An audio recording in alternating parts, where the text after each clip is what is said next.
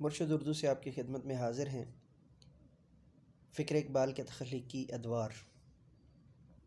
پہلا دور 1908 سے 1912 عیسوی۔ انگلستان سے واپس آ کر کاروباری مصروفیات اور اپنے نجی مسائل کی پریشانیوں کے باوجود اقبال نے ان قومی مقاصد کی خاطر فکری و عملی پیش رفت جاری رکھی جنہیں وہ اپنا نصب العین قرار دے چکے تھے۔ اس دور میں نثری مقالات انگریزی میں لکھے گئے اور شعری اظہار وقفے وقفے سے لیکن زیادہ تر اردو میں ہوتا رہا۔ مقالات: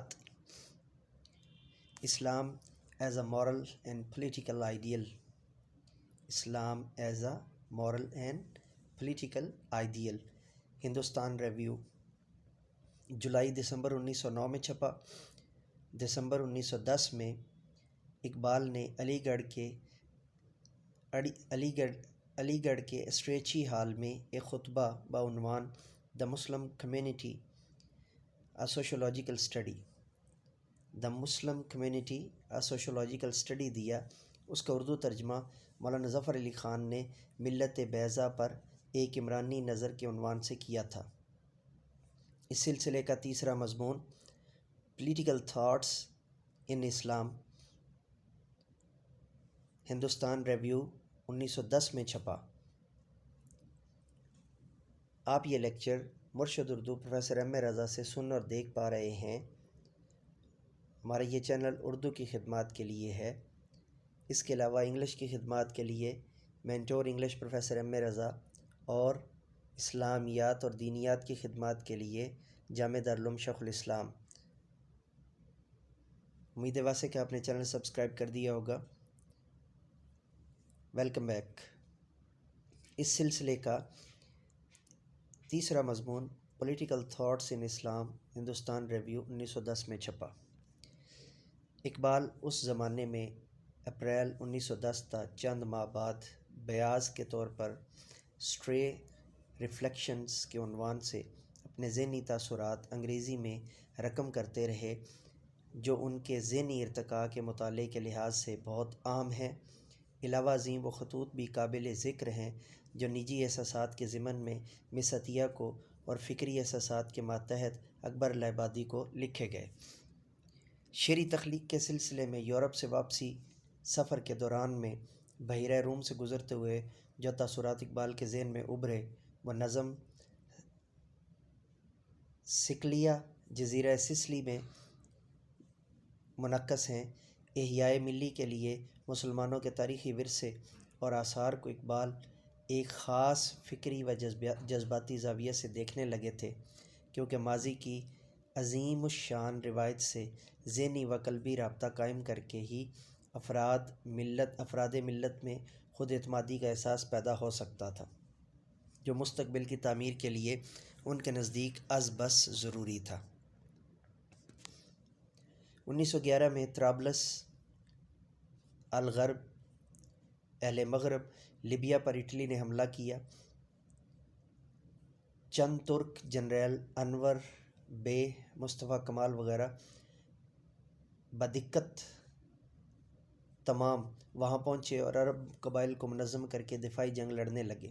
1912 میں بلقانی ریاستوں نے متحدہ محاذ بنا کر یورپی طاقتوں کے اعماء سے عثمانی سلطنت کے قلب پر حملہ کر دیا اور یلغار کر کے ادرنہ پر قبضہ کر لیا۔ یہ پے در پے سانحات عالم اسلام کو تڑپا گئے۔ اقبال نے بھی ملت اسلامیہ کے اس درد و غم کو شدت سے محسوس کیا۔ Voice is distorted again. What happened? Only this paragraph? I'll repeat it. 1911 میں طرابلس الغرب لیبیا پر اٹلی نے حملہ کیا۔ چند ترک جنرل انور بے، مصطفیٰ کمال وغیرہ بدقت تمام وہاں پہنچے اور عرب قبائل کو منظم کر کے دفاعی جنگ لڑنے لگے۔ 1912 میں بلقانی ریاستوں نے متحدہ محاذ بنا کر یورپی طاقتوں کے اعماء سے عثمانی سلطنت کے قلب پر حملہ کر دیا اور یلغار کر کے ادرنہ پر قبضہ کر لیا۔ یہ پے در پے سانحات عالم اسلام کو تڑپا گئے۔ اقبال نے بھی ملت اسلامیہ کے اس درد و غم کو شدت سے محسوس کیا۔ اس ہیجانی دور میں ان کی اردو شاعری اس درد و غم سے لبریز ہو گئی۔ یہ نظمیں قومی مجالس میں پڑھی گئیں اور اخباروں اور کتابچوں میں شائع ہوئیں۔ شکوہ اپریل 1911 میں انجمن حمایت اسلام کے سالانہ جلسے میں پڑھا گیا۔ اگلے سال 1912 میں جواب شکوہ باغ بیرونی موچی دروازہ کے ایک جلسہ عام میں سنایا گیا۔ عندلیب حجاز کی نظر۔ حضور رسالت پناہی میں شاہی مسجد لاہور کے ایک جلسے میں پڑھی گئی گورستان شاہی غرہ شوال فاطمہ بنت عبداللہ محاصر ادرنا نوید صبح شمع و شاعر، یہ نظمیں بھی اسی دوران میں لکھی گئیں۔ آخر الذکر نظم انجمن حمایت اسلام کے جلسے میں 16 اپریل 1912 کو سنائی گئی۔ یہ نظمیں قومی سوز و درد سے لبریز ہیں۔ فکر انگیز پیغام کے ساتھ ساتھ امید و رجا کی روشنی بھی ان میں موجود ہے۔ ان نظموں کے ذریعے سے اقبال شاعر ملت کی حیثیت سے برصغیر کے خاص و عام میں مقبول ہو گئے۔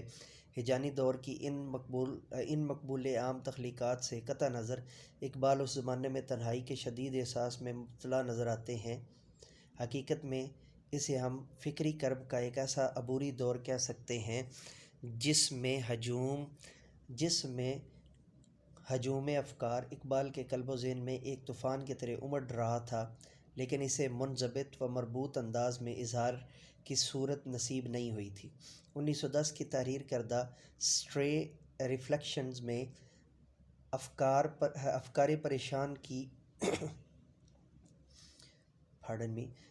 پریشان کی چند لہریں اپنی جھلک دکھاتی نظر آتی ہیں۔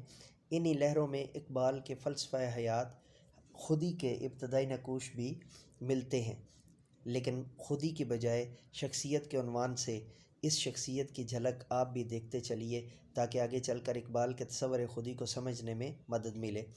شخصیت کی بقا کوئی کیفیت نہیں بلکہ ایک طریق عمل ہے۔ میرا خیال ہے کہ روح بدن کی تفریق نے بہت نقصان پہنچایا ہے۔ کئی مذہبی نظام اس باطل تفریق پر مبنی ہیں۔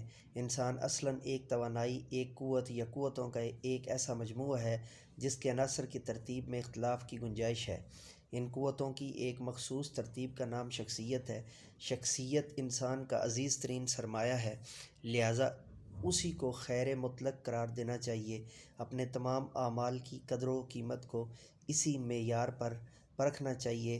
خوب وہ ہے جو شخصیت کے احساس کو بیدار رکھے اور ناخوب وہ ہے جو شخصیت کو دبائے اور بالآخر اسے ختم کر دینے کی طرف مائل ہو۔ اگر ہم وہ زندگی اختیار کریں جس سے شخصیت کو تقویت پہنچے تو دراصل ہم موت کے خلاف نبرد آزما ہیں۔ موت جس کی ضرب سے ہماری شخصیت کی اندرونی قوتوں کی ترتیب گڑبڑ ہو جاتی ہے، پس شخصیت کی بقا ہمارے اپنے اختیار میں ہے۔ اس کے حصول کے لیے جد و جہد ضروری ہے۔ یہ تھا ہمارا آج کا لیکچر۔ اگلے لیکچر فکر اقبال کا تخلیقی دور، اسرار و رموز کی منزل 1912 سے 1918 تک، یہ ہم انشاءاللہ اگلے لیکچر میں کریں گے، اور تب تک کے لیے اجازت دیجیے۔ آپ سے امید ہے کہ آپ نے چینل کو سبسکرائب کیا ہوگا، بیل کے آئیکن کو آل پر پریس کیا ہوگا۔